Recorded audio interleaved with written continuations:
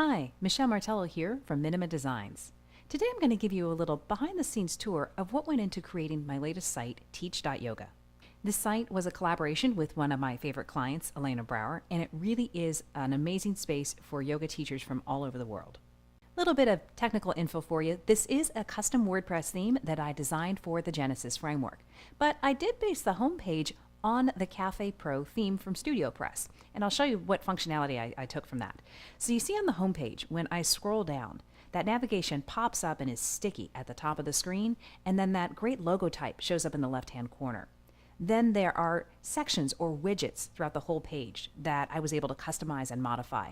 That's all from the Cafe Pro theme. Now, that's why I love StudioPress. I'm able to take some of the functionality from some themes and then I'm able to cut and paste it into my own custom theme. That's a great way to get some of that functionality as well as getting the exact look and feel that you want. Now, you may have noticed I used some icons on the front page as well as up here in my main navigation. I'm using something called Font Awesome. They're scalable vector icons that can be totally customized, so I can change the color, the size, whatever, on the fly. This is such a great option to use. You know, back in the old days when we were designing, we had to use graphics if we wanted to have any kind of icons. And it just became problematic because if you wanted to change the color or size, you'd have to change the graphic and upload it. Those days are over. Now you can have these scalable icons that you can use throughout your whole site. They're great if you want to represent maybe certain sections of your website, maybe certain navigation items, and they're totally scalable, which means that when you're on your phone or other device, you're able to see them with no degradation. So now I'm going to show you some other favorite little tidbits of the website. Down here at the footer, we've got a really fun Instagram scroller. For this community, Instagram is huge, and that's actually how we did a lot of promotion before the site went live. So we wanted to make sure that we had that as an integral part of the website. I just have it as a footer widget showing right there at the bottom. And then I have an additional 4 widgets here at the bottom where I'm showing recent posts, what the site's all about, an opportunity to contribute, and yes, another newsletter opt-in. On to the interior part of the site. The core of the site really are the submissions and contributions from people all over the world. How I set this up is that we have several sections, and each section is actually a blog post category. Then what I've done is create containers for each of the blog posts. This really helps create a cohesive look and feel.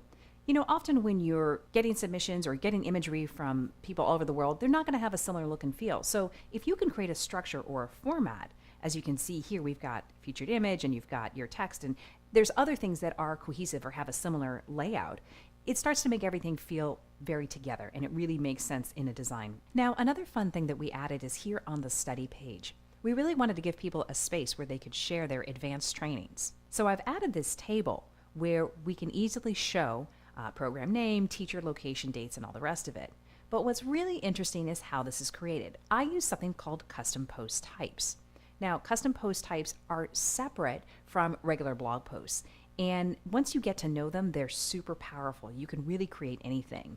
So what I've actually done is created a contribute form that you can see here when I go to the contribute page. And on the contribute page, we've got 2 options. One, if people want to submit articles, and one for trainings. Now, on the trainings one here, this is a simple gravity form, and I'll put the link below in the blog post. Simple gravity form that people can upload their information to. Well, I can then convert this into a custom post type that then, upon approval, submits to the study page. Now, it sounds super complicated, and it can be a little hairy, but I will tell you, once you can set this up properly, it will really expedite your workflow and give you so many opportunities to create really, really cool things. So this custom post type, once it's been accepted, I literally have to just click approve and it'll show up here on the study page. Now, I've also added a couple of filters here that'll allow me to filter by other parameters that I've set up in the custom post type. Again, a little bit more complex, but really cool in what you can then achieve with WordPress. Now, the final thing I want to show you is our special for teachers page. We created a password protected page that you could only get the password if you sign up for the newsletter. So I kept this really super simple. I could have done a membership site and all the rest of it. I really didn't want to go down that road just yet.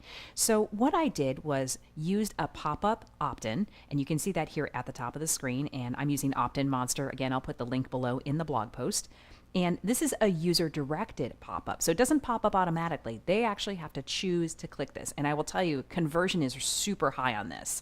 I'm testing this on a few sites right now, and rather than just the regular pop-up, this user-directed pop-up, very, very successful. So Clicking here, you'll see this and it'll pop up and people put in their name. And when they confirm their email, they're then given the password for the teacher's page. And on that teacher's page, they get special gift and savings. Now, we're going to be adding stuff all the time to here. We're going to have downloads and things that we're able just to give to people for free. But ultimately, we want people to sign up for the newsletter so that we're able to share the information on the website. Thank you so much for joining me for this little behind-the-scenes view of teach.yoga.